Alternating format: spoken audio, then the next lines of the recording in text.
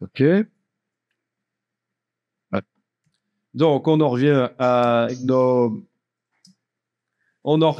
nos bestioles. Je vais directement enregistrer le fichier sous le format PSD. Voilà. Comme ça, plus de dégradation au fur et à mesure que j'enregistre. Plus de dégradation due aux recompressions successives en JPEG. Elle est maintenant en PSD. Donc le JPEG, je pourrais le jeter, mais je veux quand même le garder. Ça ne mange pas de pain, vu que ce ne sont pas des vraies chèvres. Si c'était des vraies chèvres, elles boufferaient tout le pain, ça c'est sûr. OK. Donc je vais voir si je peux nettoyer le dessin, parce que je veux coloriser le dessin, et pour que ça fonctionne bien, c'est mieux d'avoir un dessin sur un fond bien blanc. Alors, il y a différentes possibilités. La manière qu'on a vue hier pour l'arbre, l'écrêtage, selon le niveau de luminosité, fonctionne. Mais je vais vous montrer une autre manière rapide, c'est les pipettes dans le réglage des courbes. Donc, je vais dans le menu Images, Réglages, Courbes. Donc là, je vais attaquer directement les pixels, c'est-à-dire je vais modifier directement les pixels du calque. Je n'utilise pas un calque de réglage. Mais ce n'est pas très grave pour ce genre de choses. Il est fort peu probable que je vais me dire, tiens, après, j'aurais dû faire un réglage différent. Donc, c'est pas grave que ce soit définitif. Image, réglage courbe, ça fonctionnerait aussi avec le réglage niveau. Dans le réglage niveau, vous trouvez ce qui nous intéresse ici, ce sont les pipettes noires, grises et blanches. La pipette grise, très intéressante, je vais vous la montrer. Je note ça. Pipette grise, il faut que je vous montre plus tard, mais ça ne fonctionne, ça n'est utile que sur des images en couleur. C'est une manière rapide d'améliorer l'aspect des images. Donc, nous, ici, on va utiliser uniquement la pipette blanche et la noire, et on ne va pas les jouer dans le graphique ici. Ce sont les pipettes qui vont, suivant ce que je fais dans l'image avec les pipettes, et le graphique, ça va changer automatiquement. Bon. Pipette blanche, vous l'enclenchez, et vous cliquez sur ce qui est censé être blanc dans l'image, et ça le rend blanc. OK.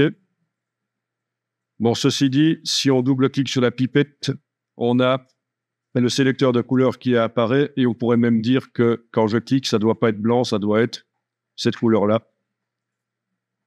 Mais c'est rare quand on fait ça. Ceux qui font ça, c'est plutôt ceux qui font de la retouche d'images CMJN, mais vraiment au niveau très professionnel.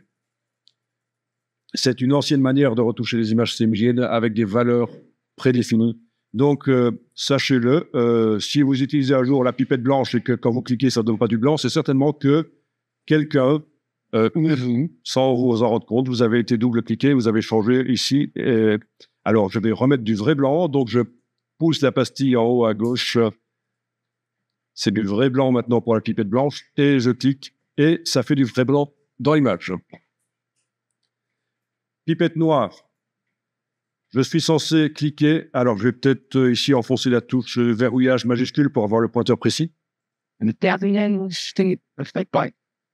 je clique sur une partie très sombre et ça, comme vous le voyez, ça rend noir. Bien, donc nettoyage rapide d'un dessin. Et évidemment, ça marche aussi avec vos propres dessins que vous scannez ou que vous photographiez.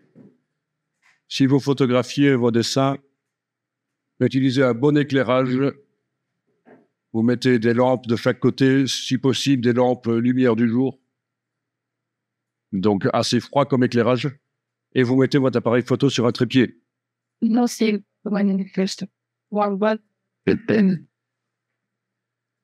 Et on voit que les pipettes ont modifié les courbes, en fait. Donc, ce qui se passe, c'est qu'on fait de l'écrêtage. Vous voyez, les pixels clairs, il y avait assez bien de quantité, ça montre les quantités, l'histogramme, assez bien de pixels clairs à peu près de ce niveau-là. En positionnant les courbes comme ça, on écrète, c'est-à-dire qu'on laisse tomber les informations. C'est pour ça qu'à la place de mon fond crème, j'ai maintenant du blanc. D'accord? Même chose pour le noir, il y avait plein de gris différents foncés, et on écrète. Il y a une partie des informations qui ne seront plus dans l'image une fois que j'aurai cliqué sur OK. Bon, alors depuis que vous avez utilisé la pipette noire, il est possible que vous voyez des traces qui réapparaissent dans le blanc. C'est tout à fait normal. Donc je reviens avec la pipette blanche et je vais cliquer sur ces traces. Il faut que je trouve celle qui est la plus foncée possible, celle qui va nettoyer vraiment. Voilà. OK? C'est ça l'astuce. Il faut arriver à trouver avec la pipette noire le gris qui est le plus clair possible et qui est censé être noir, et avec la pipette blanche, le gris qui est le plus foncé possible et qui est censé être blanc. Donc ça, c'est de l'écrêtage, et je vous ai dit hier qu'on a fait de l'écrêtage aussi avec l'arbre. Le but de l'écrêtage hier était de faire de la transparence. Le but de l'écrêtage ici est de faire des zones unies sans détail. Mais on utilise toujours la luminosité de l'image, en fait. Donc, c'est de l'écrêtage. Rien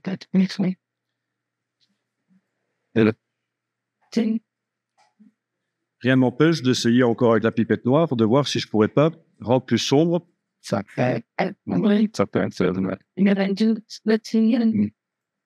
Donc, on n'annule pas quand on a cliqué et qu'on obtient un résultat qui ne nous plaît pas. Pas besoin d'annuler, on clique ailleurs. On est juste en train de bouger les courbes, là, on le voit d'ailleurs. On est juste en train de bouger les courbes. Bien, je clique sur OK quand j'ai un résultat qui me plaît.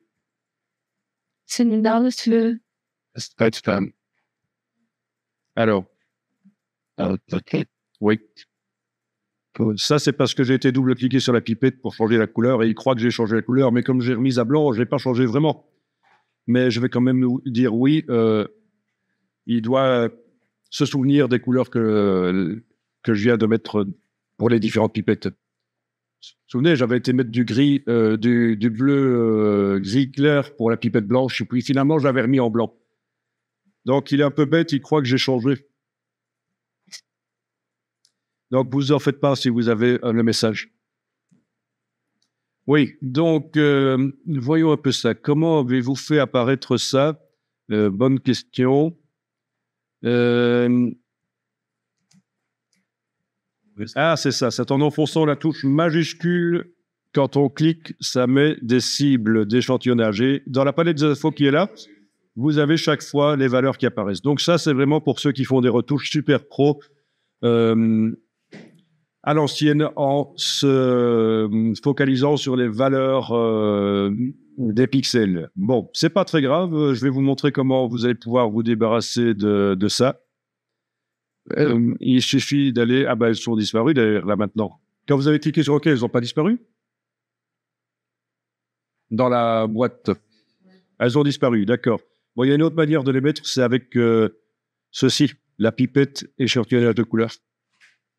Vous voyez?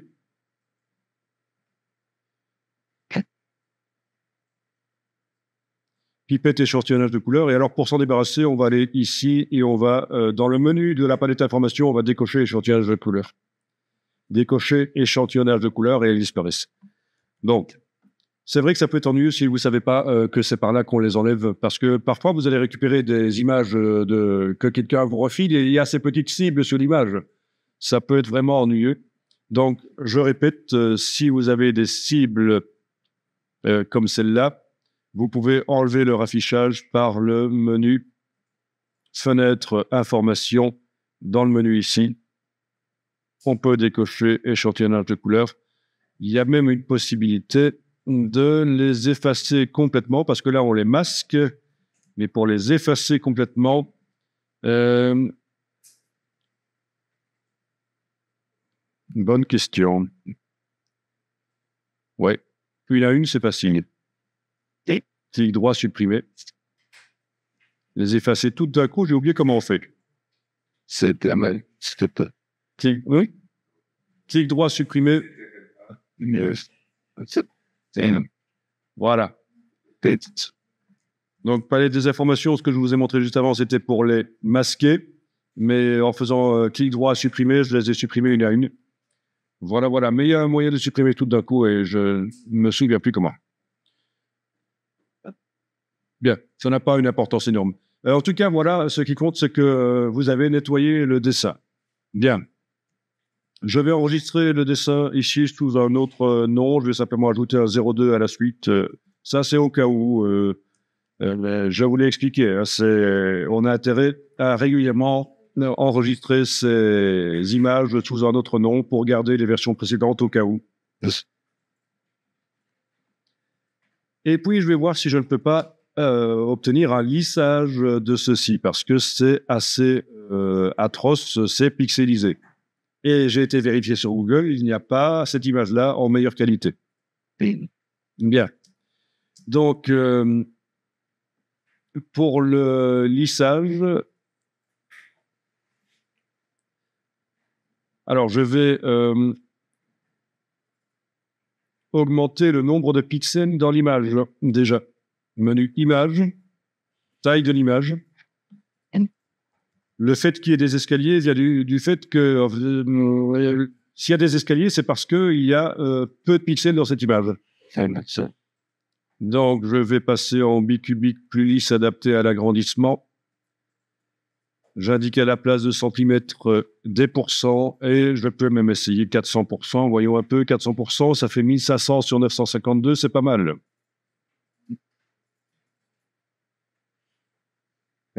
Voilà, tout ça. Et en hauteur aussi, puisque conserver les proportions à cocher, c'est lié. N'oubliez pas que ce sont des pourcents. Si vous mettez si vous gardez l'unité de mesure centimètres, c'est la cata. Vous allez obtenir une image de 228 mégas et de 11 000 pixels sur 7000. Donc, on met bien pourcent, 400, voilà. Ça va faire 16 fois plus de pixels. On clique sur OK. Et voilà.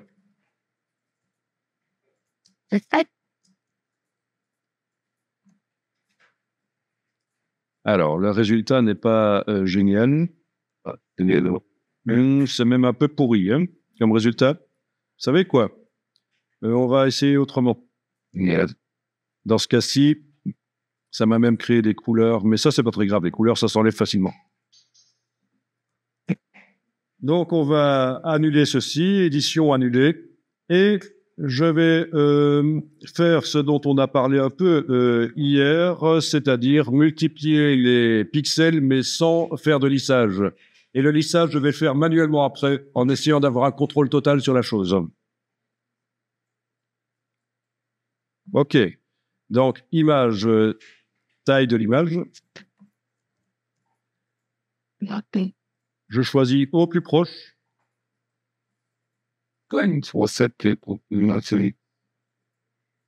Je mets 400%. Voilà. OK. Et donc, j'obtiens une image qui a 16 fois plus de pixels, mais elle n'a pas changé du tout. Les pixels sont pas lissés.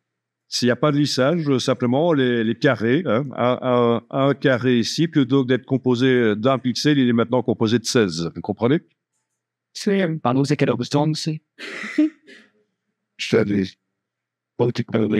Voilà. Si je réaffiche la grille de pixels, on les voit clairement. Mais vous n'êtes pas obligé de le faire, c'est juste pour vous montrer. Et j'avais dit que quand on a des choses sensibles qui doivent rester nettes, quand on les agrandit, des graphiques statistiques par exemple, c'est par au plus proche qu'il va falloir passer. C'est relativement rare quand on l'utilise.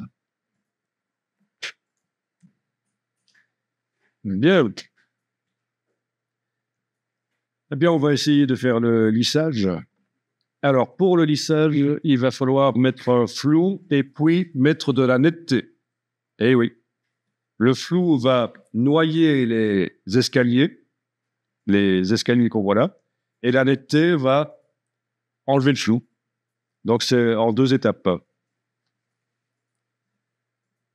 Alors, Je fais juste un test ici pour voir si ce sera assez facile pour vous pour le faire. Et vous ne faites rien, vous regardez simplement.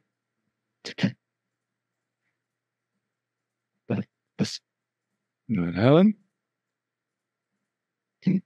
Voilà.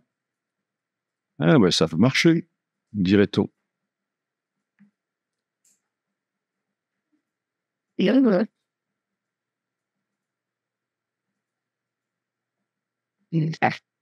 Ok, donc on va pouvoir faire des filtres dynamiques, ça va fonctionner.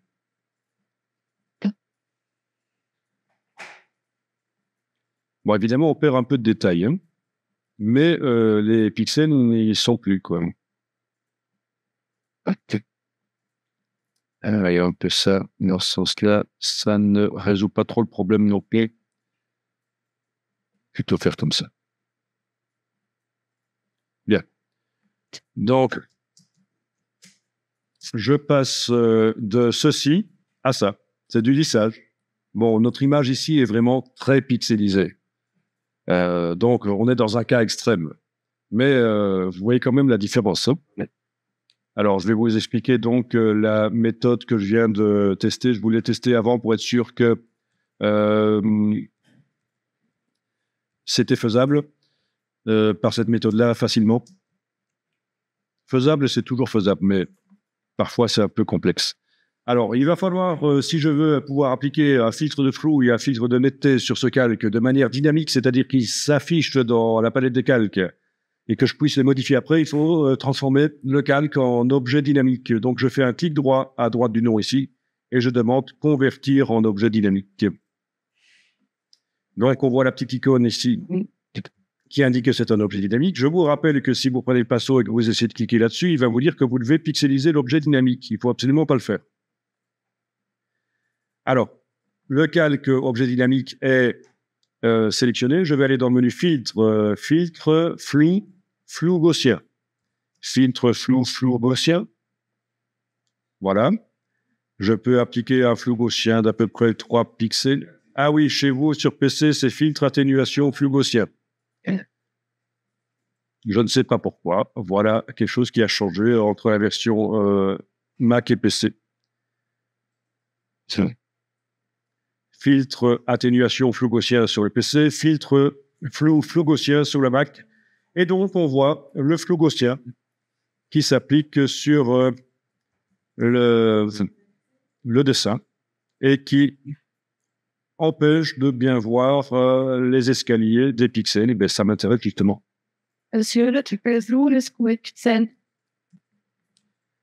Alors, des filtres, on peut en mettre plusieurs sur le calque et ce que je vais faire maintenant, c'est mettre un filtre d'accentuation des détails. Menu filtre, renforcement, accentuation. Le curseur seuil, vous pouvez le laisser à 0 et vous faites un rayon pas trop grand et un gain plus fort. Et ça va donc enlever le flou. Voilà. D'accord? Oui. OK. Et alors, ces deux filtres sont modifiables. Je peux double-cliquer sur l'un et sur l'autre pour aller modifier. Simplement, quand je double-clique sur le filtre flou gaussien, on me dit que l'autre filtre va être désactivé temporairement. Donc, il ne faut pas s'étonner que quand je vais modifier le flou gaussien, l'accentuation, je ne la vois plus. C'est un peu... Ouais. C'est que...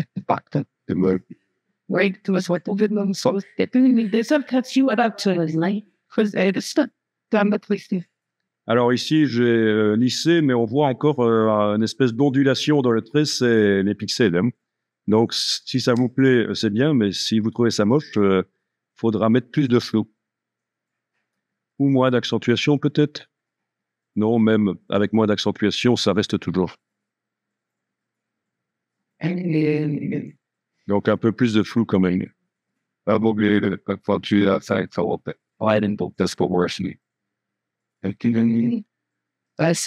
Finalement, bon, c'est vous qui jugez. Hein, c'est quelque part, c'est vous qui jugez quel aspect vous voulez.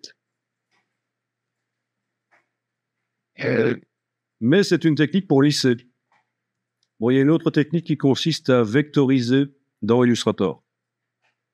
Vectoriser dans Illustrator, mais ça donne des résultats moins fidèles, en fait, moins fidèles au dessin.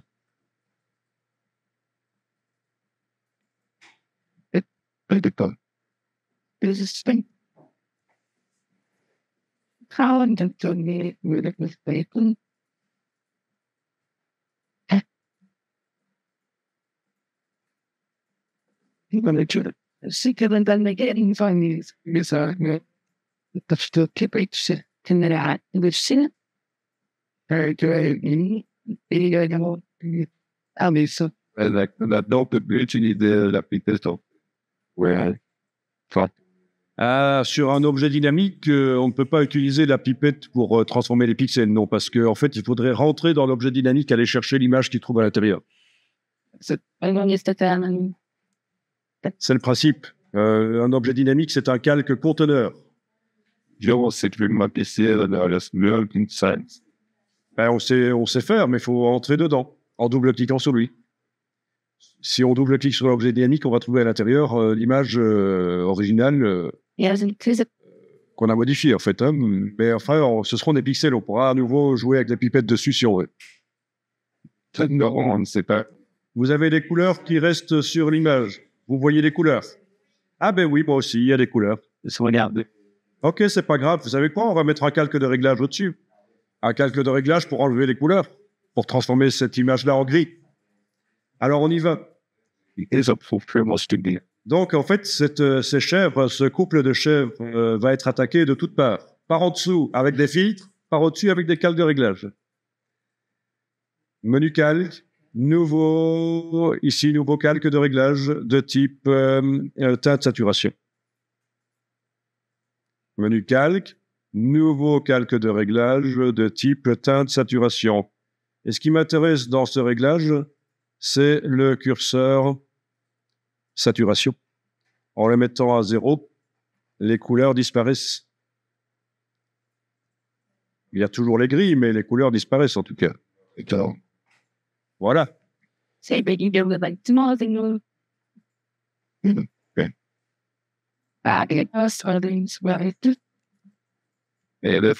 Ah oui, quand je dis de le mettre à 0, en fait, c'est le moins 100. En fait, oui. D'origine, il est à 0, qui est une saturation moyenne, oui. Manière de parler. Alors, vous vous dites peut-être qu'on peut faire la même chose sur les photos.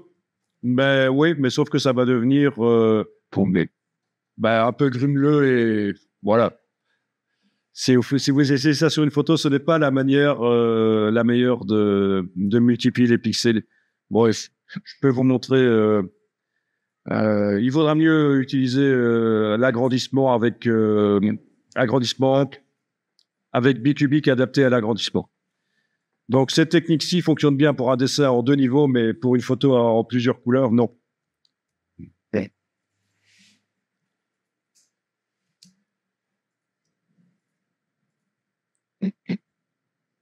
Bien. Alors, je vais... peut-être que pour simplifier l'aspect de la palette des calques, je mettrai bien ceci dans un groupe. Donc, c'est un peu bizarre de mettre un élément dans un groupe, mais ça va me mettre cet élément et tout ce qui est attaché à lui dans un groupe. Un peu compliqué. Il y a quelque chose que je devrais vous dire là. Je vais vous dire... Non, on va pas le lire maintenant, on le lira après. Donc, vous avez activé le calque des chèvres. Vous allez dans le menu de la palette des calques et vous demandez de faire un nouveau groupe d'après des calques. OK. Et voilà. Un groupe se crée et la chèvre et ses filtres sont dans le groupe. Je vais maintenant glisser dans le groupe le calque de réglage. Voilà. Il est arrivé au mauvais endroit, je le remonte. Voilà. Il faut qu'il soit au-dessus des chèvres. Et donc, j'ai un groupe avec tout ce que j'ai fait précédemment qui se trouve dedans. Vous voyez, ça simplifie quand même l'aspect de la palette des calques, parce qu'après, on va aller mettre des couleurs en dessous. On va aller mettre des couleurs en dessous pour coloriser les chèvres.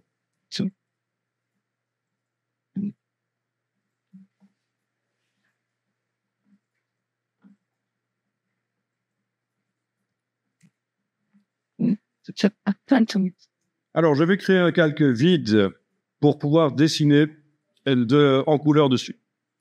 Et donc, je clique sur le bloc de feuilles et je vais placer le calque sous le groupe. Alors, attention, si vous faites ça, il va tomber dans le groupe. C'est en dessous comme ça qu'il faut. Hein. C'est subtil. Hein. Ça, c'est dans le groupe. Ça, c'est en dessous. D'accord? Donc, c'est en dessous que je le mets. Voilà. Bon, si vous voulez pas qu'il tombe dedans, vous pourriez aussi temporairement verrouiller le groupe. Ça peut se faire. À ce moment-là. Ah, il peut quand même y aller dedans. J'ai dit une bêtise. Malgré que c'est verrouillé, il peut aller dedans. Donc, il faut faire gaffe. Donc, j'ai déverrouillé le groupe. Alors, sur ce calque, je vais dessiner au pinceau, ou peut-être, si je veux du net, oui, au pinceau, c'est bien, j'ai rien dit. Pinceau, clic droit, je règle la netteté. Clic droit du PC, clic gauche du Mac, avec CTRL-ALT enfoncé sur le clavier, je vous rappelle. Et je vais pouvoir dessiner avec une couleur. Alors, la couleur avec laquelle je dessine, pas d'importance dans un premier temps. Donc, je vais ici cliquer sur la case de premier plan et prendre du rouge, par exemple, voilà. Je déverrouille la touche de verrouillage minuscule parce que vous ne voyez pas ma forme de brosse. Et je dessine sur la chèvre comme ceci. On ne voit rien. Comment ça, on ne voit rien? Vous ne voyez pas du rouge? Non, c'est mon esprit qui me joue des tours. Non, je rigolais.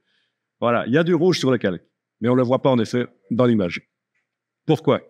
Ben oui, parce qu'il y a le fond blanc de la chèvre, là. Il y a le fond blanc qui empêche de voir. Le mettre au-dessus, oui, mais ça va empêcher de voir les traits noirs de la chèvre, alors.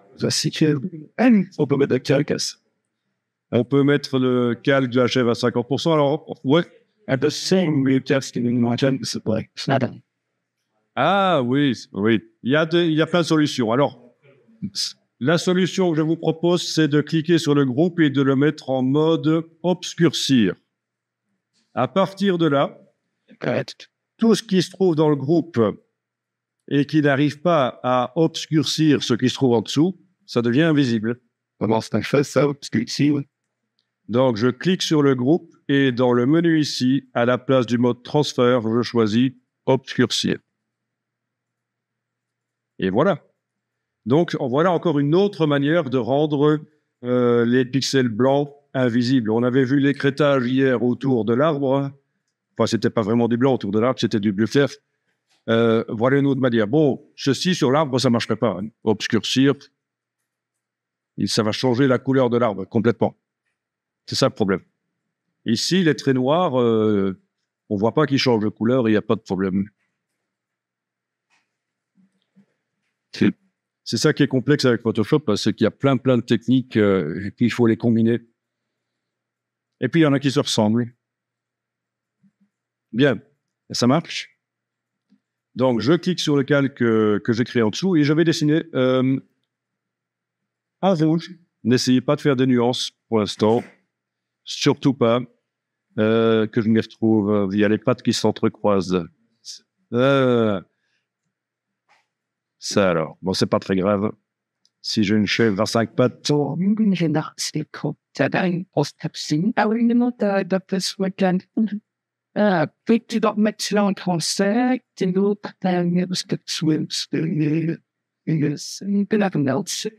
si vous avez fait obscurcir sur le calque au lieu de le faire sur le groupe, il faut le remettre en mode normal parce que le mode transfert, c'est uniquement pour les groupes, ça n'existe pas pour les calques.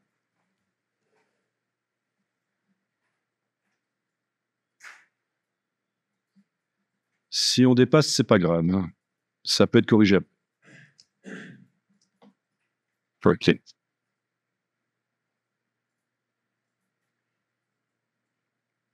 Surtout, ne dessinez pas la deuxième chèvre pour l'instant.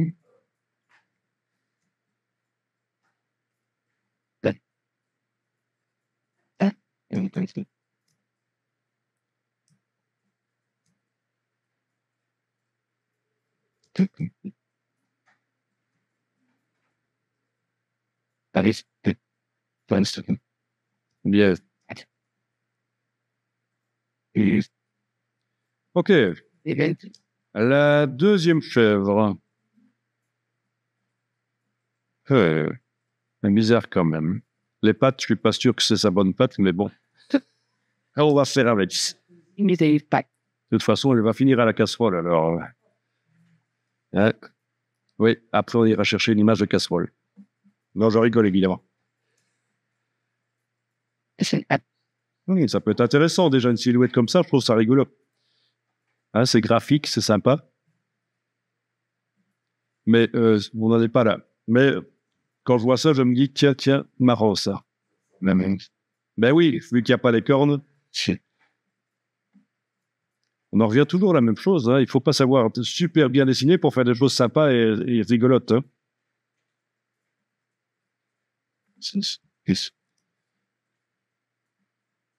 Si vous vendez des t-shirts, je ne suis pas sûr que ce sont ceux avec les dessins les mieux faits qui vont se rendre mieux. Ok, alors l'autre chèvre, eh bien je crée un autre calque. Voilà, un autre calque. Est-ce qu'ils doivent trouver au-dessus ou en dessous de l'autre? Ça n'a pas trop d'importance, puisque de toute façon, les zones ne vont sans doute pas se superposer. Ceci dit, je vais quand même le mettre en dessous, parce que regardez, si je dessine donc en vert, hein, je vais dessiner en vert ici, ou autre chose, ça peut être du bleu, mais en tout cas une couleur différente du reste. Si le calque pour l'autre chèvre est en dessous de l'autre, je peux déborder comme ça. Hein. Vous voyez? Ça déborde. C'est pas un problème. Donc ça veut dire que le premier travail que j'ai fait, me concentrer, peut me servir à moins me concentrer maintenant.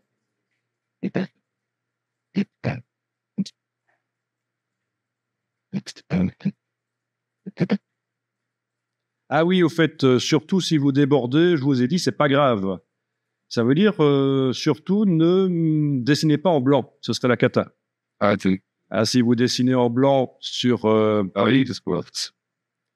ben, on essayera de régler le problème après.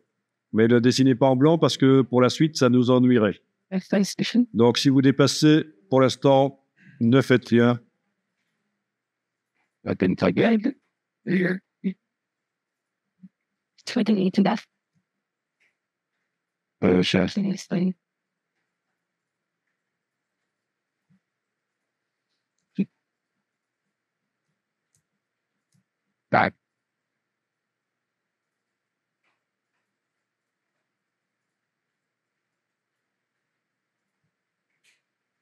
Bien. Ce qu'on est en train de faire ici marquera aussi pour un plan qu'on scanne.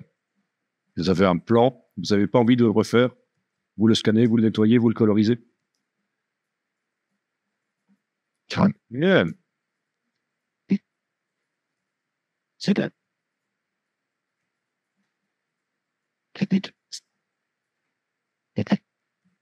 Okay. It's good. Oh.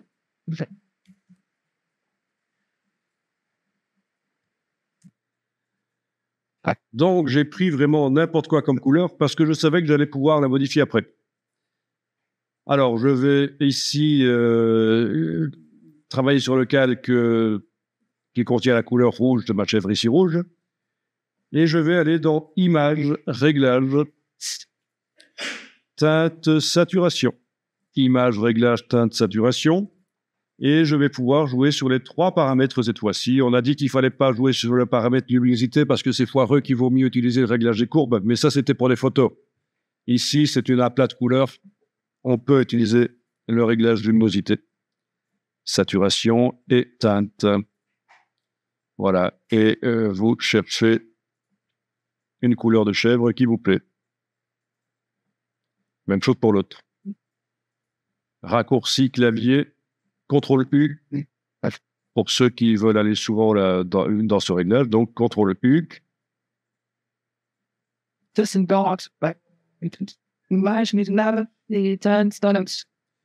Et donc, on peut faire ça autant de fois qu'on veut.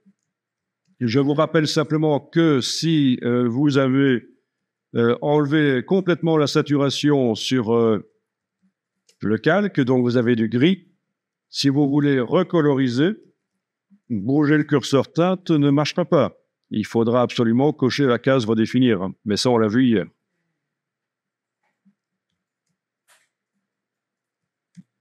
Alors, si je veux corriger, il va falloir absolument gommer plutôt que de dessiner en blanc.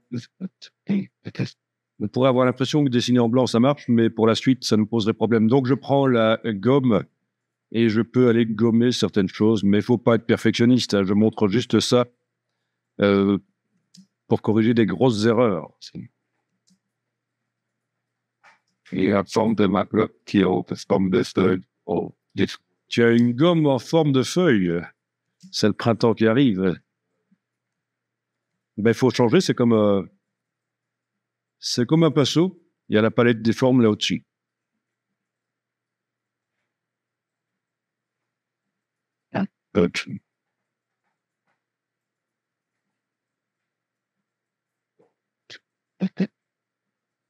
Bon, si je dois remettre de la couleur, je prends la pipette tout à fait normale, la première, et je prélève. Et puis je réapplique au pinceau. Alors, comment je mets la bonne. Eh oui.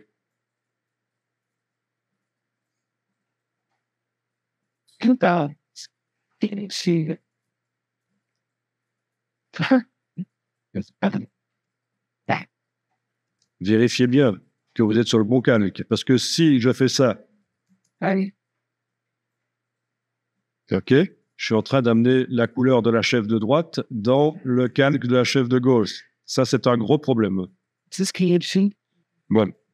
Moi, dans ce cas-là, il y a des solutions toujours. Lasso. Ah tiens, le lasso a un contour progressif de 10, je vais le remettre à 0. Lasso ici. Les autres lassos, vous ne les utilisez pas. Lasso polygonal, lasso magnétique, c'est hyper pourri, hyper foireux. C'est rare quand on en a besoin. Bon, peut-être parfois, de temps en temps, le polygonal. Vous faites édition coupée. Après avoir fait édition coupée, je reviens sur le calque ici. Je fais édition collage spécial collé en place.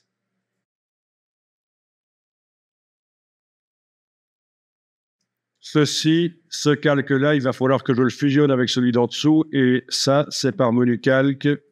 Le calque d'en dessous n'est pas affiché. Je l'affiche. Menu calque, fusionné avec le calque inférieur. Ça veut dire celui qui est en dessous. Et voilà, j'ai plus qu'un seul calque. Donc, c'est vraiment dans le cas où vous avez dessiné sur le mauvais calque. On entoure au lasso, édition coupée, édition, collage spécial collé sur place, et puis fusionné avec le calque inférieur.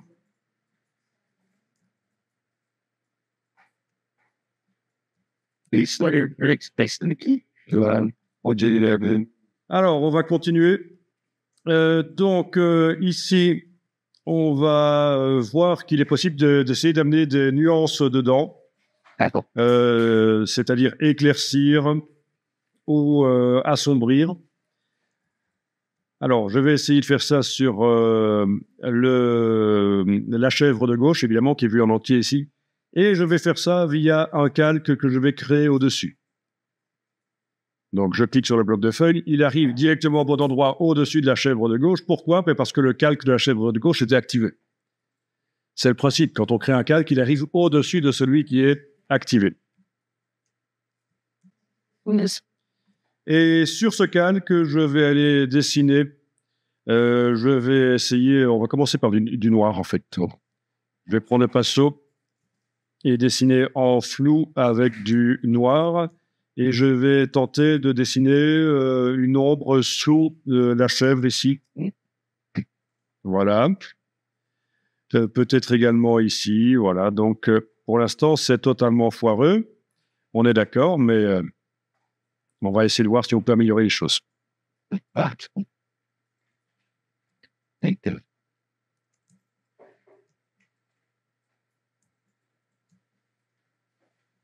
OK? Donc, vous avez bien dessiné sur le calque qui est juste au-dessus. Bien. Donc, première chose, pour que les traits noirs que j'ai faits ne soient visibles qu'à l'endroit où il y a des pixels ici en dessous, je vais devoir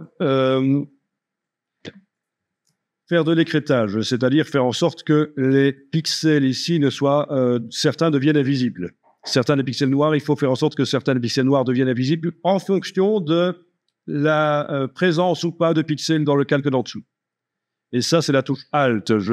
Alors attention, je vous montre, ne faites pas, j'enfonce la touche Alt, et sans enfoncer le bouton de la souris, je fais voyager le pointeur entre les deux calques, et à un certain moment, j'ai une icône.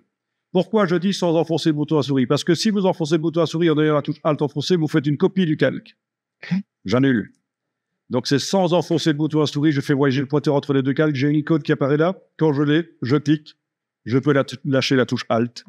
Et là, les pixels noirs que je vais créer ne seront visibles que là où il y a des pixels en dessous. Faut cliquer quand... Donc, comme on le voit ici, le calque s'est décalé. Ça, c'est une bonne astuce pour que les pixels d'un calque ne soient visibles que là où il y a des pixels dans le calque d'en dessous. Et c'est quelque chose qu'on va souvent utiliser quand on fait du Photoshop. Ça évite de devoir créer des masques.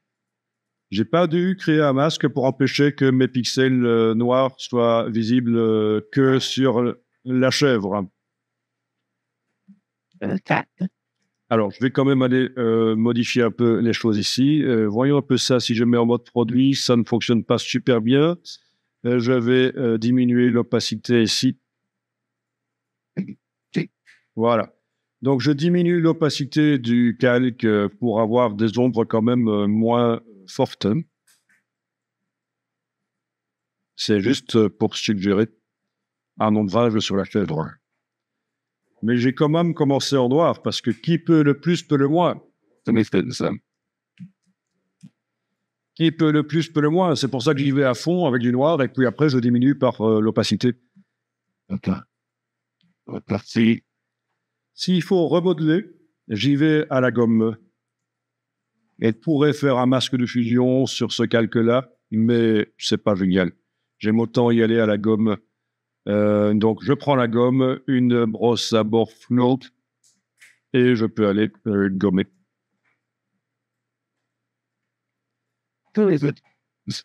OK. Et revenir en noir s'il faut. Donc, en noir, mais ça ne fera plus du noir puisque le calque est à l'opacité dans mon cas 38%.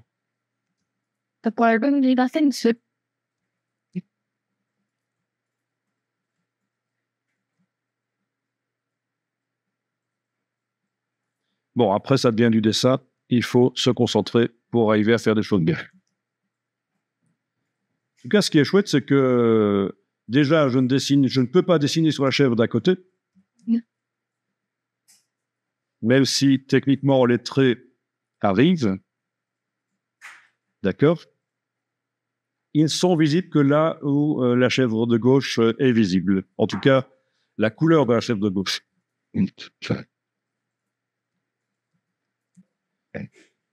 Alors, je vais au-dessus du calque ici recréer un calque vide. Ce calque vide, je l'écrète également en touche Alt, je clique entre les deux. Donc, on peut avoir plusieurs calques qui apparaissent uniquement là où il y a des pixels dans le calque de base. Et donc, ce calque vide, vous avez sans doute deviné à quoi il va servir. Il va servir à faire les reflets. Enfin, les reflets. Les lumières, en fait, hein, parce que la chèvre n'est pas tellement disco que ça. Donc, elle ne brille pas de mille feux, mais il va certainement y avoir possibilité de mettre des espèces de lumière sur le dessus. Donc, pinceau, je dessine en blanc. Voilà. Et là, comme prévu, le blanc, ben, ça ne se voit pas ici, mais il ne sera visible qu'à l'endroit où la chèvre se trouve, en fait. Hein. Ce sera visible surtout si je commence à venir ici.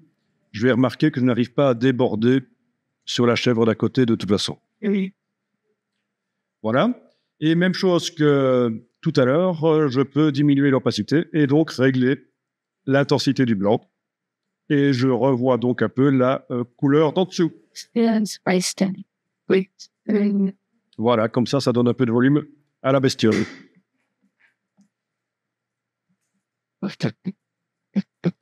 Ah, il n'est pas interdit aussi d'amener du blanc qui a de la transparence.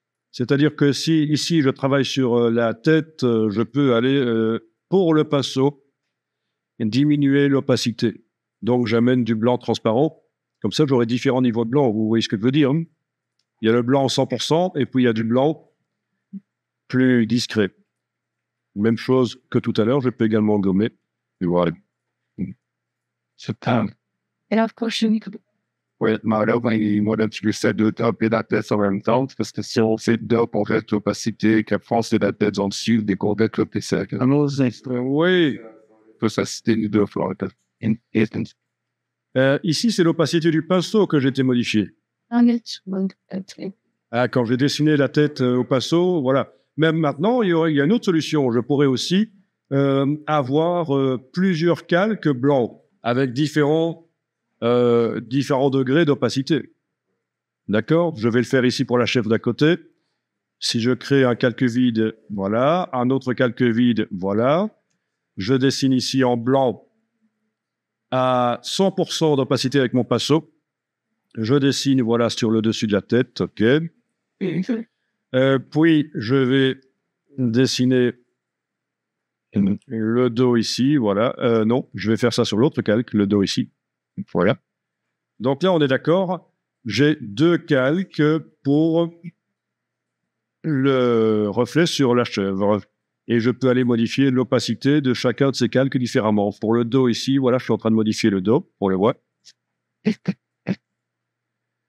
Pour le dessus, je peux faire différent. Alors, ce qui serait intéressant, c'est peut-être de passer en mode superposition dans ce cas-ci. Est-ce que ça change quelque chose? Pas grand-chose ici. Mode superposition. Non, ça ne change pas grand-chose ici. Donc, voilà, ceux qui veulent vraiment faire ça de manière très pointue, n'hésitez pas à avoir différents calques pour le blanc et différents calques pour les ombres. Je vais ici créer d'autres calques pour les ombres. Voilà. Je peux les mettre en dessous, c'est pas plus mal. Donc, j'ai deux calques pour les ombres. Je vais dessiner en noir. Voilà, ça va être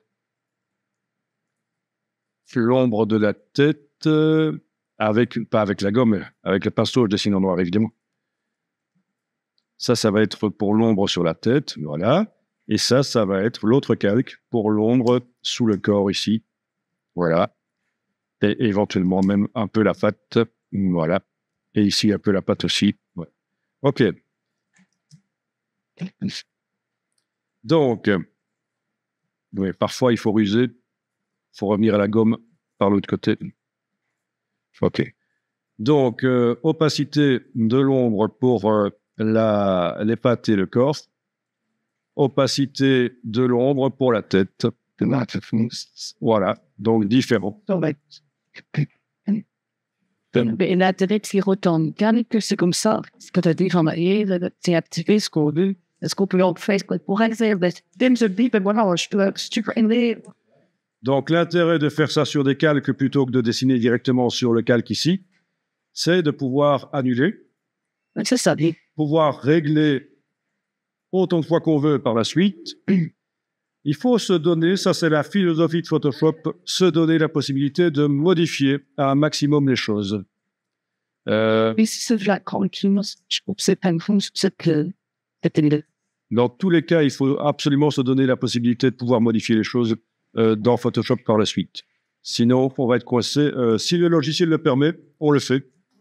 Et ça n'alourdit pas tellement les images, parce qu'en fait, quand il n'y a que quelques pixels sur un calque comme ça, il ne faut pas croire que ça multiplie, chaque fois que je fais un calque, ça multiplie l'image. Le poids de l'image n'est pas tellement alourdi. Hein. C'est le nombre de pixels total du montage qui fait le poids du fichier. C'est pas le nombre de calques. Ouais, c'est pas ça, il y a aussi. Bon, ceci, c'est une méthode pour faire de la colorisation. C'est une méthode rapide, mais souple. C'est important qu'elle soit souple, qu'elle permette de revenir en arrière. Changer les couleurs, c'est encore possible, évidemment. Je clique sur la bestiole. Je vais dans Images, Réglages, Teinte, Saturation. Et on peut encore aller modifier la saturation de la bestiole. La couleur. Même chose pour l'autre.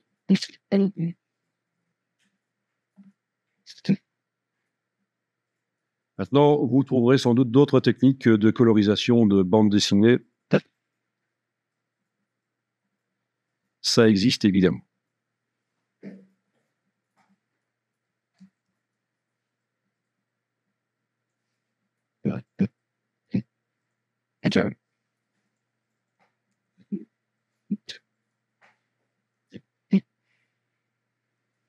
Alors, coloriser les bandes dessinées, c'est un boulot. Hein. C'est un boulot à part.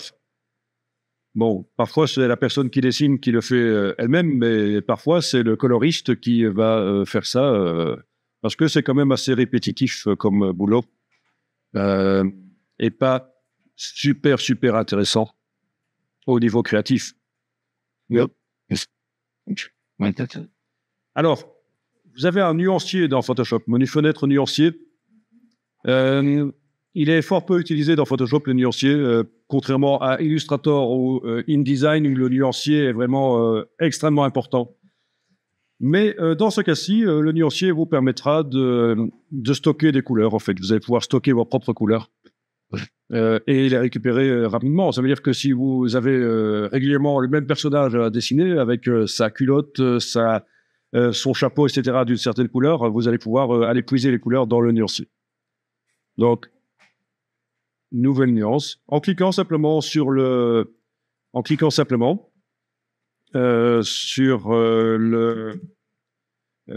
couleur dans le nuancier, une fois qu'elle a été mise au point. Alors, que je vois ici, que je me souvienne comment ça marche. Cette couleur-là, une fois qu'elle est mise, oui, non. C'est pas comme ça. Il faut d'abord que je la crée. Donc, je crée la couleur. Ouais. Ça va être la couleur du chapeau de mon personnage, disons. Voyons, je vais... Ah, il faut que je m'y retrouve. Nouvelle nuance. Oui, voilà, c'est simplement. Il faut avoir déjà la couleur préparée dans la palette des outils. Quand je fais une nouvelle nuance, voilà. Il prend cette nuance-là, voilà. J'ai quitté. OK. Maintenant, je vais faire la couleur de la culotte.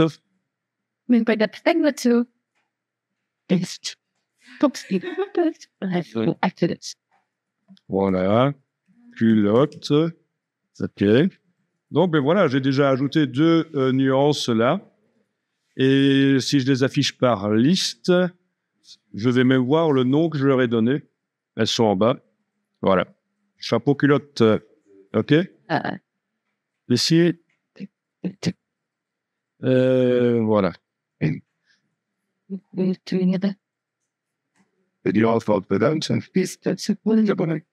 Je viens d'enregistrer, je viens de créer des couleurs en cliquant là-dessus par le sélecteur de couleurs. Non. Je suis en train d'expliquer que quand on fait une bande dessinée, quand on doit coloriser régulièrement les mêmes éléments, on a intérêt à utiliser le nuancier pour stocker les couleurs, pour pouvoir les récupérer. Mais c'est ça, c'est pour les mêmes personnages, il faut avoir une cohérence. On ne va pas encoder chaque fois les valeurs RGB, on utilise le nuancier. OK? Bien. Alors, ce que je vais faire ici, c'est que je vais enfoncer la touche Alt dans le nuancier. Je vais supprimer toutes les nuances qui s'y trouvaient déjà, en fait. Vous voyez, j'enfonce la touche Alt et je supprime en cliquant plusieurs fois toutes les nuances. Oui, c'est un peu foireux, mais il n'y en a pas tellement que ça. Elles sont pas importantes, celles-là. C'est celles qui étaient d'origine dans Photoshop. Celles qui m'intéressent, c'est les 2 là que je viens de créer juste avant. Oui, il y a plein de solutions dans le nuancier. Il y a plein de choses. Oui. Et après, là-dessus, il y a une nest. Et on va pouvoir aussi enregistrer le nuancier. Par exemple, ce nuancier-là, on imagine que j'ai quand même une douzaine de couleurs, ça paraît plus logique. Enregistrer le nuancier, je l'enregistre dans le dossier d'aujourd'hui, par exemple. Voilà. Et voilà. OK. Je dis que c'est pour coloriser la BD de ce dessinateur-là. C'est juste un exemple.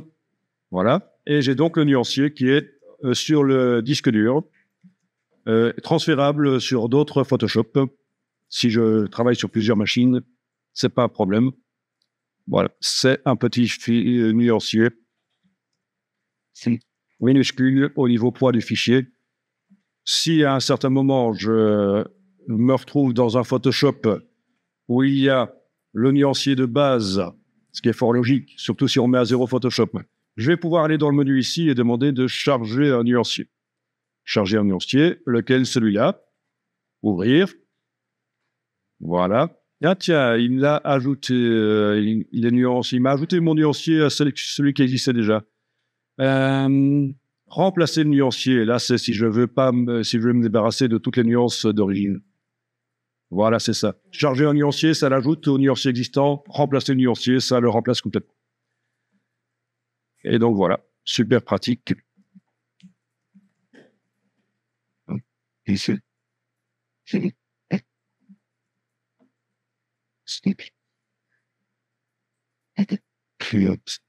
C'est donc enregistrer le nuancier.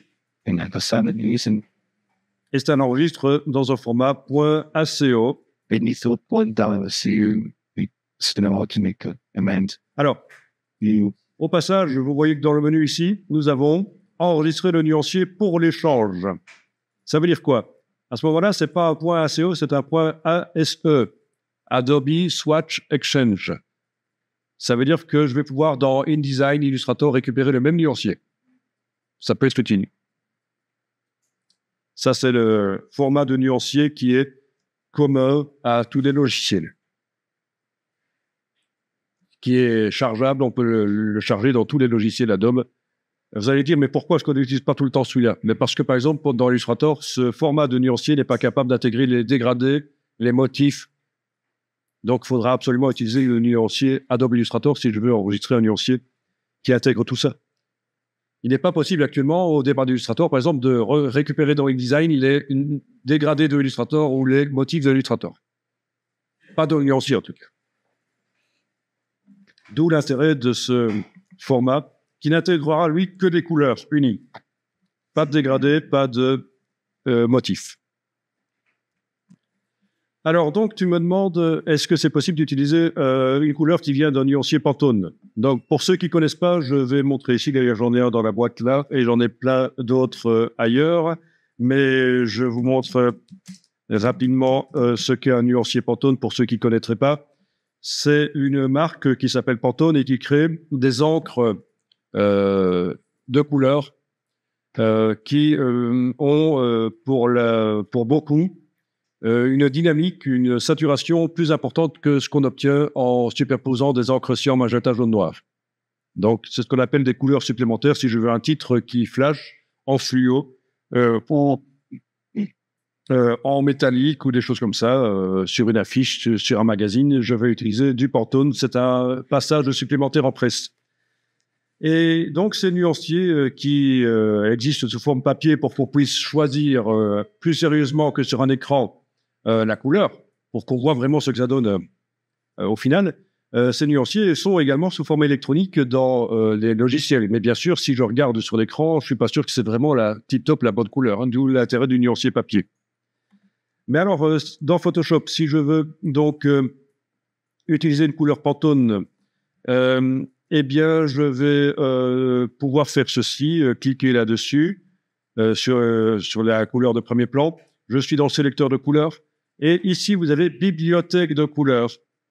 Et là, vous avez la possibilité d'aller chercher différentes bibliothèques qui existent. Il n'y a pas que Pantone qui fait des bibliothèques. Vous avez HKS ici aussi, Focal Tone, mais Pantone est quand même le plus répandu, en fait. Hein. Voilà, vous avez le nuancier Pantone pour les couleurs métalliques, pour les couleurs pastel, pour les... Pardon? C'est les Carolines chez Pantone. Et le plus souvent utilisé, c'est le Solid Coated ou Solid Uncoated. Solid, ça veut dire quoi? Ça veut dire que les couleurs ne sont pas créées par un tramage, par superposition de plusieurs encres avec des petits points. C'est ça le tramage. Mais c'est vraiment une couleur unie. Ce sera une couleur unie sur le papier. C'est une encre supplémentaire, en fait, à l'impression. C'est ça que ça veut dire solide. Coated, c'est le type de papier. Papier magazine, papier pelliculé, couché, en fait, imperméabilisé pour l'encre, pour aller vite. Et papier non couché, c'est le papier graineux, sans pelliculage.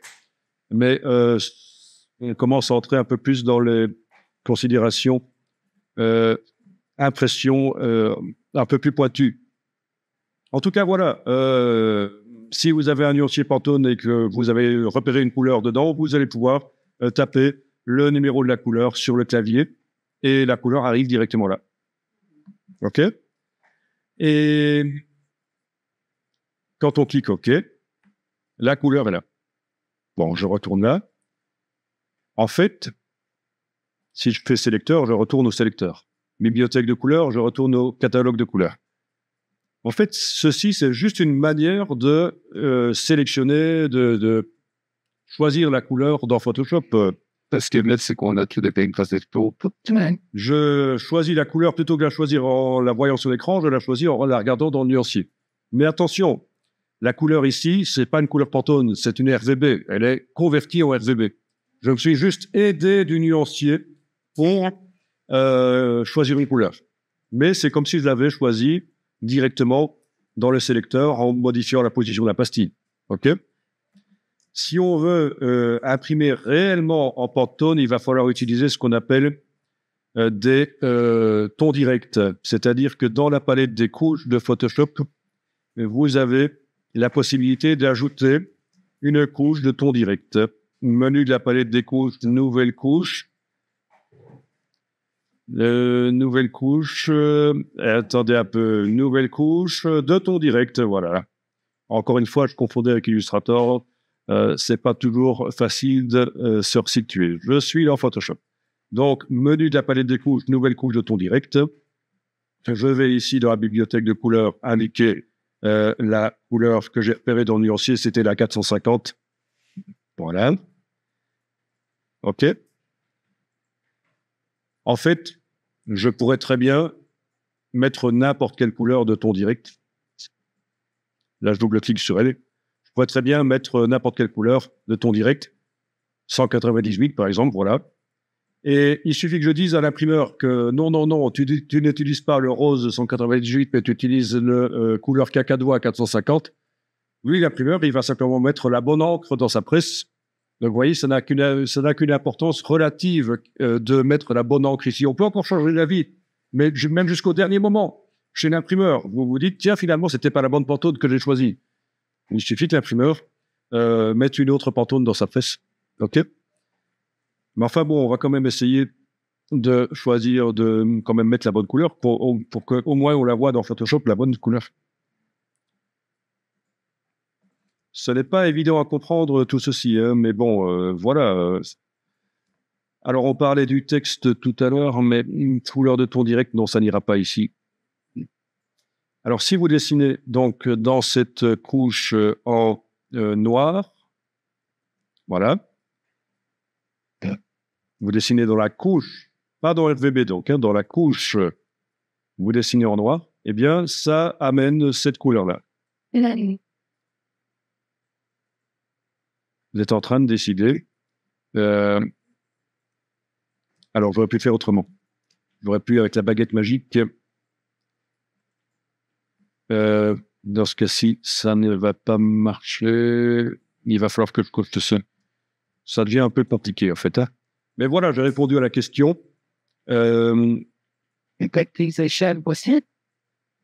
Alors non, il faut surtout pas que l'encre soit au même endroit que là où il y a les chèvres, sinon elle va venir par-dessus en fait. Oui, c'est bien.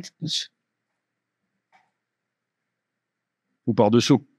Mais en tout cas, voilà, il ne faut pas qu'elle soit là, à l'endroit des chèvres. Je suis en train de faire certaines choses ici.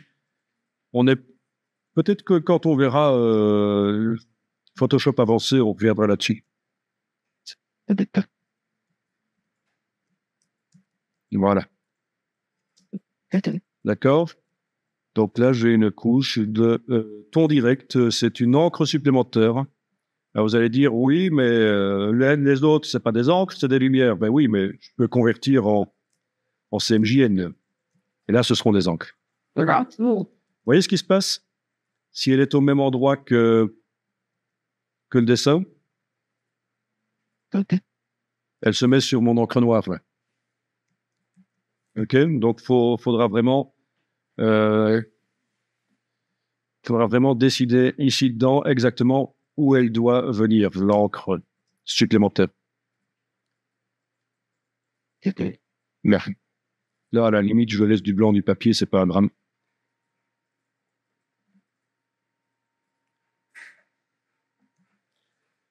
Moi, il y a plein de choses que je pourrais vous montrer là, faire une sélection automatique au départ des traits, des chèvres, de manière à mettre l'encre partout, sauf sur les traits. Enfin, il y a des possibilités, mais ça compliquerait les choses. J'ai répondu à la question, je pense, sur les Pantones, l'utilisation des Pantones dans Photoshop. On peut aussi mettre les chèvres entourées de transparence dans InDesign et faire un bloc Pantone en dessous des chèvres dans InDesign. Ce serait peut-être pas plus mal, plutôt que d'essayer de se fouler dans Photoshop.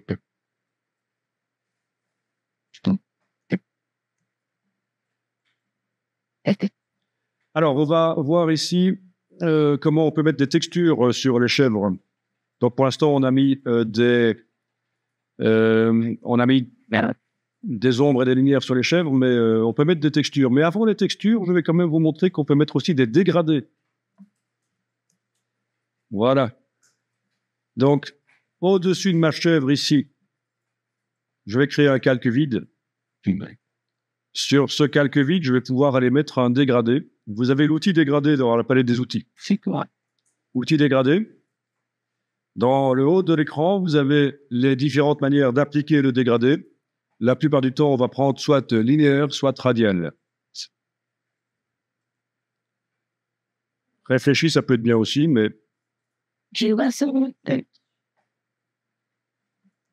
Alors, tu as peut-être confondu l'outil dégradé avec l'outil création de rectangle. C'est un marronnier, ça arrive souvent. Voilà. Donc, outil dégradé. Je vais prendre dégradé radial dans ce cas-ci, par exemple. Voilà. Quel dégradé? Mais je dois cliquer ici pour avoir la palette dégradée. Il y a d'autres palettes disponibles par le menu ici. Voilà.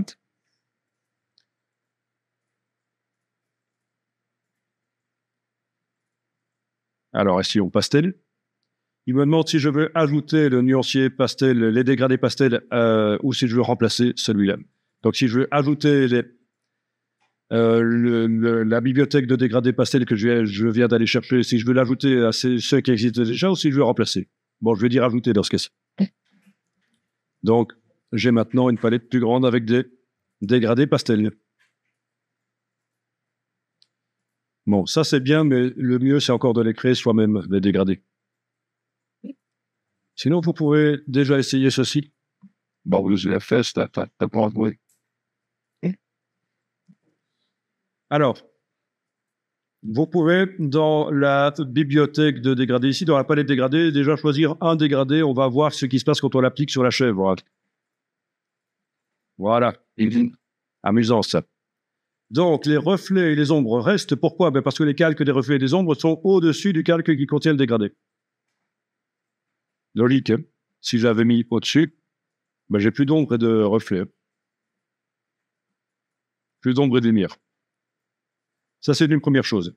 Donc, c'est le dégradé radial ici. Si je veux que ce soit le rouge à l'extérieur et le vert à l'intérieur, je clique sur inverser. Oui. Et là, je retrace. Et voilà, on a le rouge à l'extérieur et le vert à l'intérieur.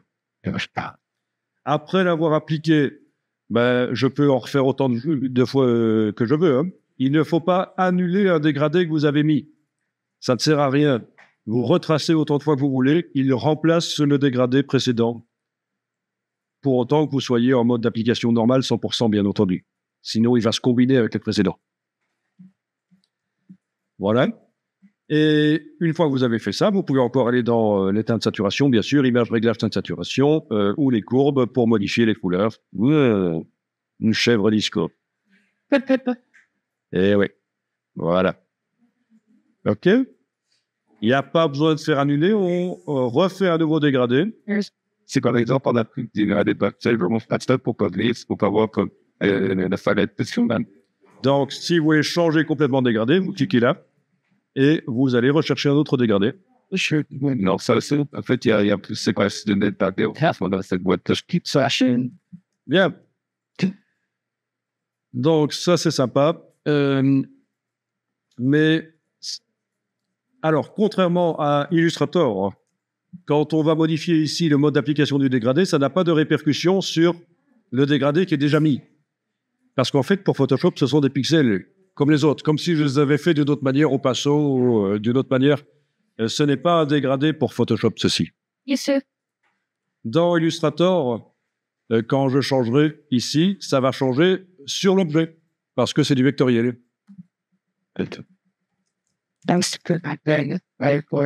Donc, changer ici, c'est bien, mais c'est valable uniquement pour le prochain dégradé qu'on fera. Voilà. Ça, c'est le linéaire. Suivant que je le trace dans un sens ou l'autre, j'ai des bandes. Ça peut être intéressant aussi. Voilà. Alors, ce qui est plus intéressant, c'est de créer ses propres dégradés. Donc, pour répondre à ta question, transparence, c'est quand je choisis un dégradé qui a de la transparence. Quand on décoche, la transparence n'est plus prise en compte.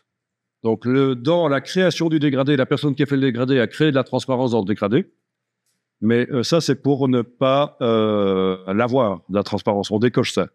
L'option simulée, c'est quand on imprime, c'est pour éviter d'avoir un effet, ce qu'on appelle l'effet de banding, c'est-à-dire des bandes. Parce que quand on imprime en offset chez un imprimeur à des dégradés, il est possible que le dégradé qui paraît nickel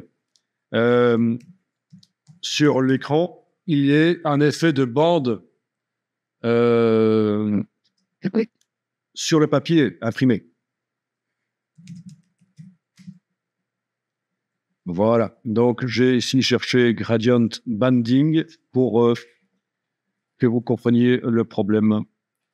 Et donc, quand on coche Simuler dans les options là au-dessus, ça change rien à l'écran, mais sans que vous le voyez, ça fait des espèces de petits motifs dans le dégradé de manière à le complexifier, en fait. Et il se trouve que ça va limiter les problèmes de bande. OK. C'est quand même gênant quand on a un dégradé nickel et qu'il sort comme ça avec des bandes. Oui, laisser cocher simulé, laisser simuler cocher, il est coché d'origine. Mais c'est vrai que on me pose souvent la question parce que c'est un peu obscur. Et puis, on se demande s'il y a quelque chose de sexuel derrière ça, mais non, pas du tout. Je rigole. OK. Alors, je m'étais à dire qu'on va créer notre propre dégradé.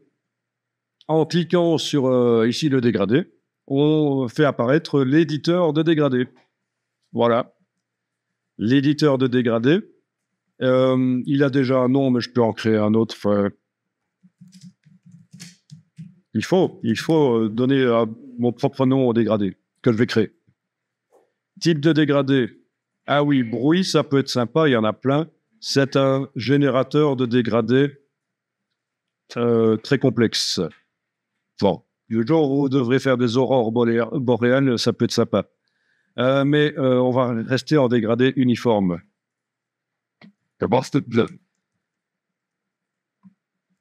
Alors, c'est simple. Vous avez ici les couleurs, blanc, Pas sa tête. D'accord, blanc. Et une autre couleur là. Quand on double-clique, ça ne marche pas. C'est toujours agréable. Alors... Non, ça c'est l'opacité, idiot. C'est en dessous. Oui, oui. Et on a le damier de transparence ici parce que ça m'indique que la couleur a la transparence sans doute. Non, c'est bizarre. Non, s'il n'y a pas un petit bug quand même.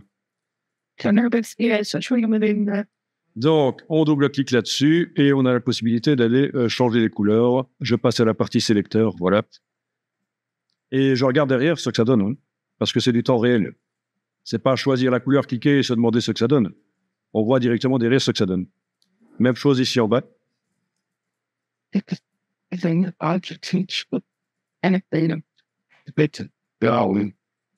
Ok, je viens de mettre donc une espèce de rose à gauche et du bleu à droite en double-cliquant dessus. Et au-dessus, j'ai la possibilité de modifier la transparence. Pour l'instant, elle est à 0%, c'est pour ça que mon bleu apparaît à peine.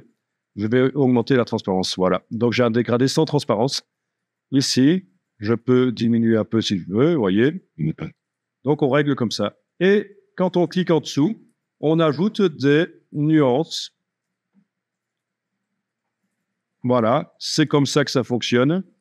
On a la possibilité d'ajouter des nuances autant qu'on veut en dessous. Je vais ajouter du blanc. Tiens, ici, c'est pas interdit. Voilà. Si je veux faire des reflets sur un objet, ça peut être bien.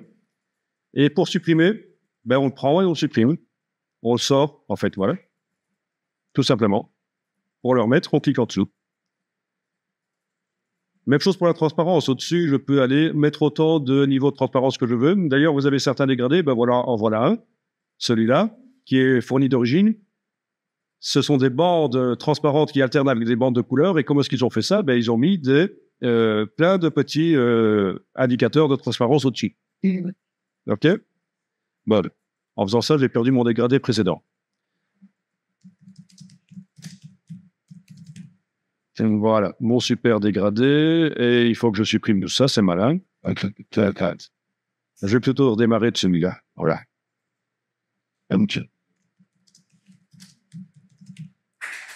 Voilà.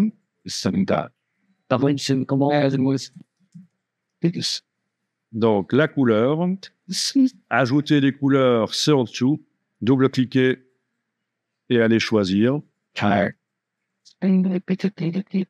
La transparence, c'est au-dessus. Et j'ai le curseur ici. Pour le niveau de transparence. Ici, je vais mettre à 100%. Ici, à 100% aussi. Ici, à 0. Ça veut dire que j'ai une partie de mon dégradé qui sera transparent. OK? Et la transparence est progressive, comme on le voit.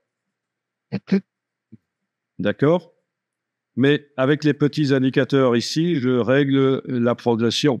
Je peux faire un truc super net. Les petits losanges entre les deux, c'est à ça que ça sert. Ça marche aussi en dessous, les petits losanges, pour déterminer entre deux couleurs comment elles se répartissent.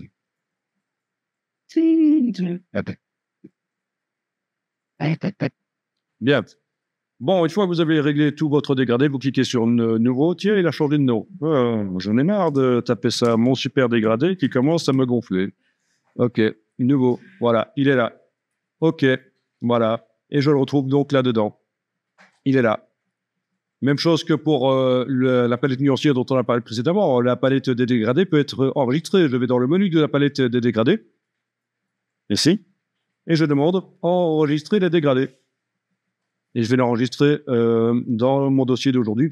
Pourquoi dans mon dossier d'aujourd'hui et pourquoi pas là où Photoshop me proposait de l'enregistrer? Parce qu'en fait, je veux pouvoir le transférer rapidement vers un autre ordinateur, un autre Photoshop ailleurs.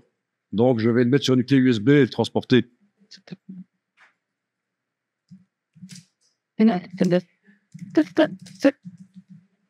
Comment ça, c'est laid? Comment osez-vous dire que ce que je fais est laid? Je pensais qu'il y avait des conventions quand même lors de la formation. OK. Donc, voilà le dégradé, une extension .grd McDonald's, c'est ça fait des cadres. Et donc, Steven dit que ça m'intéresse. OK. Alors, petite parenthèse pour les utilisateurs de Mac. Il est quand même nécessaire de faire apparaître les extensions de fichiers. Et d'origine, il est possible que ça n'apparaisse pas. Et pour arriver à faire ça, quand vous êtes dans le Finder, vous allez sur les préférences, menu Finder, préférences, et dans les options avancées, vous aurez l'option ici à cocher, afficher toutes les extensions de fichiers. Parce que sinon, vous voyez que le nom du fichier et l'extension est quand même intéressante pour savoir de quel type est le fichier. Bon, il y a la même chose sur Windows. Dans les paramètres des dossiers et fichiers, il faudra décocher l'option masquer les extensions. Donc, sur Mac, pour voir les extensions, il faut cocher voir les extensions. Sur Windows, pour voir les extensions, il faut décocher l'option masquer les extensions. Ouais, le principe est le même. Le but est de voir les extensions au final. Et quand on est infographiste, c'est important.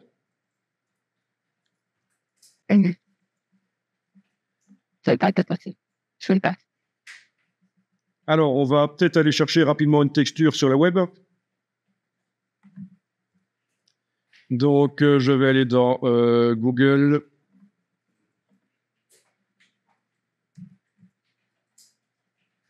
Vous avez compris pourquoi précédemment j'avais tapé gradient, au fait?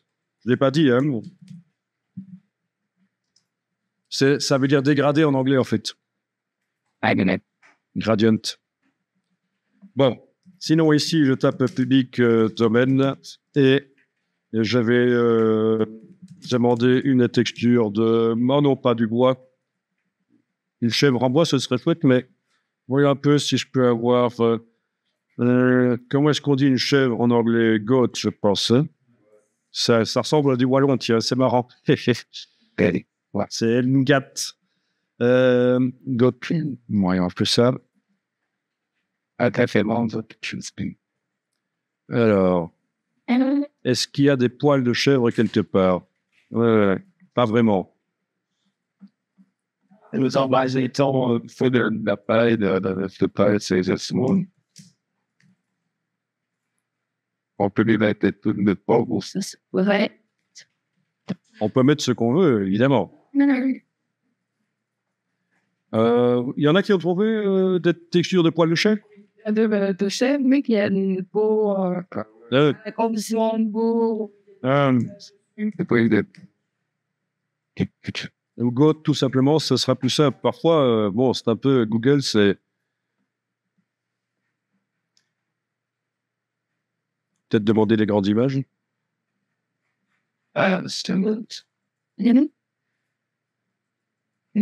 Eh ben, la texture, si vous le faites. oui, on pourrait prendre la texture sur une partie de la chèvre, d'une chèvre, évidemment.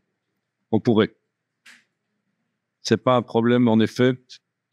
Donc, plutôt que d'avoir une texture de peau de chèvre, j'aurais, par exemple, celui-ci, voilà, super. J'aurais toute une photo qui va servir à texturer ma chèvre. Mais c'est pas un problème. Même pas besoin de recadrer nécessairement. OK. Donc, j'ouvre la bestiole, là. Je la dissèque. Non, c'est pas ça. Je l'ouvre. OK. Je vais déplacer la bestiole ici vers l'image des chèvres. Où doit-elle arriver? Juste au-dessus du dégradé. Parce qu'en fait, je veux plus le dégradé sur ma chèvre ici, je veux la texture de l'autre chèvre. Donc, quand je vais déplacer l'image, elle va arriver juste au-dessus du calque qui est activé.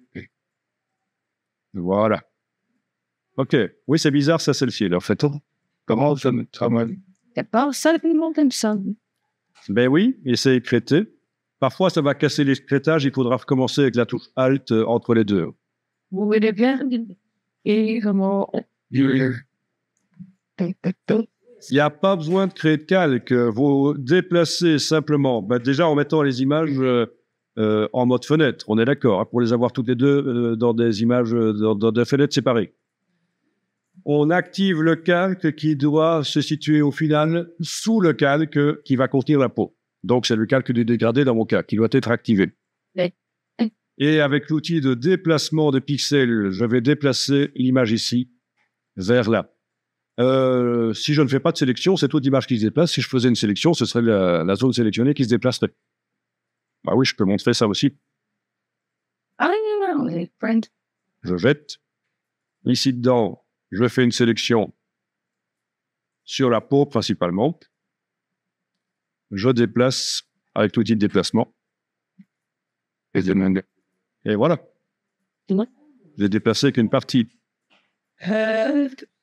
Ah, c'est simple. Ben oui, de temps en temps. Mais c'est parce que vous avez aussi vu Photoshop pendant 3 jours avant aussi. Hein. Voilà. Et donc, j'ai ma texture de chef que je peux transformer si je veux. Mais ouais, c'est pas si simple que ça. Si vous voulez faire les choses vraiment pro, il faudrait que je vous parle de choses en plus, mais je ne vais pas le faire ici. Donc là, je fais édition transformation manuelle et je peux donc tourner ma texture, l'agrandir. D'accord? Attention qu'il y a parfois du ciel qui réapparaît. Voilà. Amusant, ça. Ça devient flou, hein. Bon. J'annule. Je sais. Je peux essayer de mettre un filtre de netteté dessus. Alors, le filtre de netteté. J'ai une bonne question. Oui, donc pour répondre à ta question, pour modifier la texture, c'est édition transformation manuelle. Je peux modifier la rotation, la dimension. Je vous rappelle que si on enfonce la touche Alt, ça se redimensionne par le centre. Ça peut parfois être intéressant. Mais attention, si votre texture est super grande, vous devrez super zoomer en arrière pour arriver à voir les poignées. Parce que si vous restez fort rapproché de l'image, vous allez aller dans édition transformation manuelle et vous n'allez pas avoir l'impression que la transformation manuelle est active. Vous n'allez pas avoir les poignées et pourtant vous n'arriverez à rien faire d'autre dans Photoshop parce que vous êtes en mode transformation manuelle. Donc ça, c'est le piège. Si la texture que vous avez amenée est super grande, il faut zoomer en arrière, Alt roulette par exemple, pour voir les poignées. Oui, donc si vous voulez la même texture sur l'autre chèvre, mais il faut faire la même opération, mais sur l'autre chèvre. C'est-à-dire qu'il faudra activer le calque ici, dans ce cas-ci, parce que j'ai pas mis de dégradé sur l'autre chèvre. Activer le calque ici et déplacer la texture avec l'outil de déplacement. Et voilà, l'autre chèvre maintenant a l'autre calque. OK. Il y a une question, si on a fait notre colorisation, mais qu'on veut cette matière-là, mais dans la couleur qu'on a choisie. OK, donc je reviens à ma netteté. J'étais en train de vous parler de la netteté. Alors, la netteté, nous l'avons appliquée précédemment. C'était sur quoi? C'était un objet dynamique. On avait rendu quelque chose de net. Ah oui, c'était justement les chèvres. Elles sont toujours là. Voilà. Vous vous souvenez, là? Le calque original des chèvres, on avait transformé en objet dynamique, clic droit, de manière à pouvoir avoir de la netteté dynamique, accessible. Bon, dans le cas d'un calque qui est écrété comme ceci pour qu'il ne soit visible qu'à l'endroit du calque de base, ça pourrait peut-être marcher quand même. Je vais faire convertir en objet dynamique, clic droit, et je vais appliquer filtre, renforcement, accentuation. Ah ben voilà, filtre, renforcement, accentuation. Alors le petit problème, c'est que l'image est JPEG et alors c'est complètement pourri. Je vais quand même y aller moins fort. Ah, il y a des artefacts JPEG qui ressortent. Bon, mais on arrive quand même à accentuer un peu la texture. Voilà. Ok, ça marche. J'arrive à avoir des filtres dynamiques sur un calque qui est écrété. Désactiver l'accentuation s'il faut. La modifier en double-cliquant sur le mot accentuation. Je peux même mettre un rayon plus fort que le gain. Ça va mettre du relief dans la texture. C'est à ça que ça sert. mais c'est pas génial ici. La texture n'est vraiment pas bonne au départ, en fait. Hein. Il y a trop de compression JPEG à l'origine. Bien. Et alors, vous me posiez la question si je veux coloriser la texture. Eh bien, si je veux coloriser la texture, il y a plein de manières différentes. Une que je vais faire ici, c'est mettre un calque. Il y a plein de manières de faire. Comment voulez-vous coloriser déjà? Je vais mettre un calque vide au-dessus de la texture. Je vais dessiner en couleur sur la texture. OK. La couleur recouvre la texture, mais si je mets le calque en mode couleur au lieu du mode normal, c'est tout en bas. Ça garde l'aspect de la texture, vous voyez? Voilà. Et je peux revenir avec autant de couleurs que je veux. Je ne dois pas annuler la couleur précédente parce que, comme je dessinais au pinceau en mode recouvrant, en mode normal 100%, la nouvelle couleur que j'amène recouvre la précédente. Alors, si vous prenez des couleurs super saturées, ça bouffe le détail. Donc, dans ce cas-ci, je vais éventuellement choisir si je veux la chair en vert, un vert moins saturé et moins lumineux. Encore trop. Voilà. Avec un vert sombre, la texture n'est pas bouffée par le détail.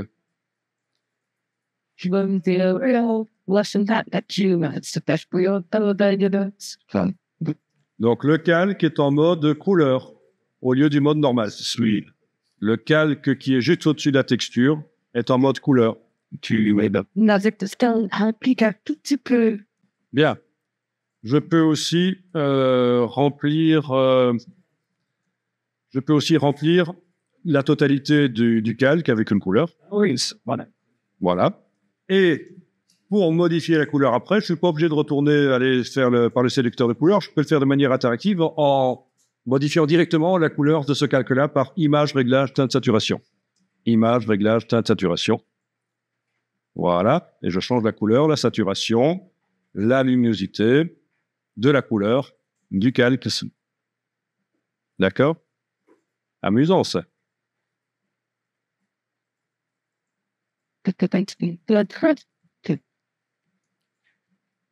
Même chose pour l'autre. Je vais recommencer la même opération pour l'autre chèvre. Je clique sur le calque de sa texture. Donc, je réponds à ta question. Tu me demandes si l'alternative ne ce serait pas de travailler directement sur le calque de texture en choisissant ici la couleur. C'est ça? Et en dessinant, plutôt que de dessiner en mode normal 100%, j'annule, modifier ceci. Voilà. Ou même modifier simplement le mode d'application pour le pinceau mode couleur. Mais le problème, c'est que tu modifies ta texture de manière permanente. C'est comme tu parles. En fait, Mais c'est ce que j'ai fait là, en fait. Et peut-être si si on dit le stick un peu quand nous avons est-ce que l'on tient pas des trombles? Alors, je vais tester. Tu me demandes si je crée donc un calque vide là au-dessus et que je garde le mode normal ici et que je diminue l'opacité. Est-ce que je vais pouvoir...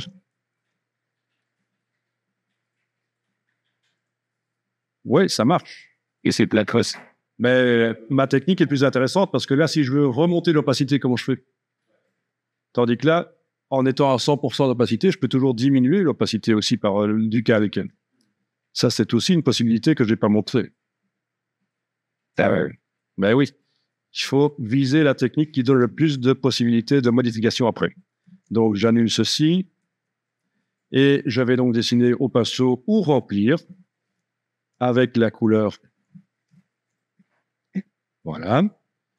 Changer le mode de fusion du calque.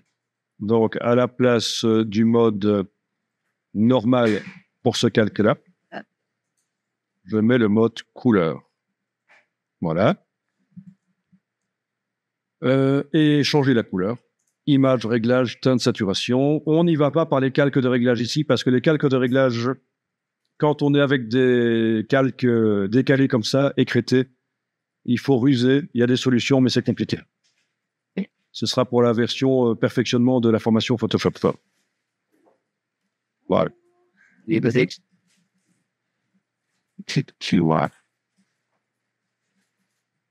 Voilà, voilà.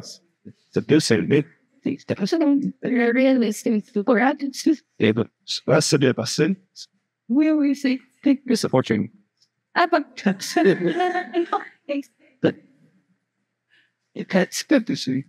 Bon. Alors finalement, je crois que je suis quand même arrivé à avoir une chèvre à 5 pattes. Hein. Il y a quand même un problème avec cette chèvre. Je pense que ceci ne doit pas être rempli. C'est du vide, c'est ça.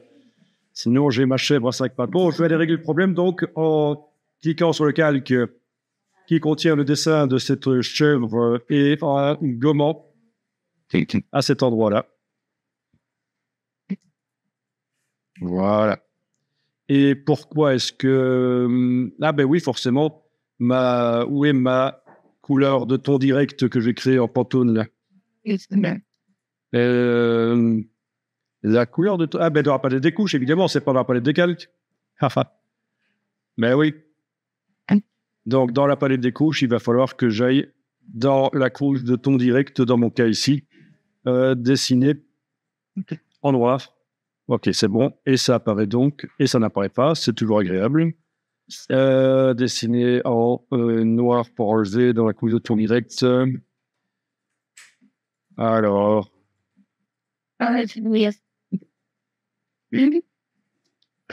non, c'est en blanc qu'il faut dessiner. Alors, ben oui, en blanc. Puisque c'est ce qui est blanc dans la couche de ton direct qui apparaît. Ok, il faudrait que je sélectionne ça.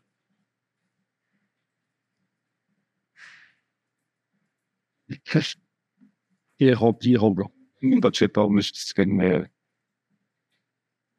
Monsieur. Ça va aller temps. C'est clair.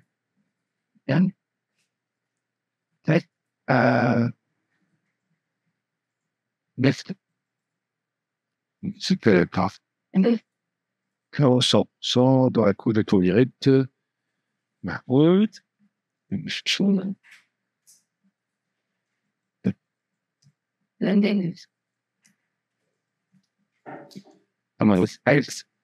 En noir, c'est ça. Ok, bon. Là, on va dire que c'est bon. Et on va tester l'application de plusieurs textures sur les bestioles et une texture répétitive. Mais je vous propose de changer d'image pour changer un peu d'air, parce que là, les chèvres... Ben oui, et puis ça pue, les chèvres. With like prominent weight. Dans le texte.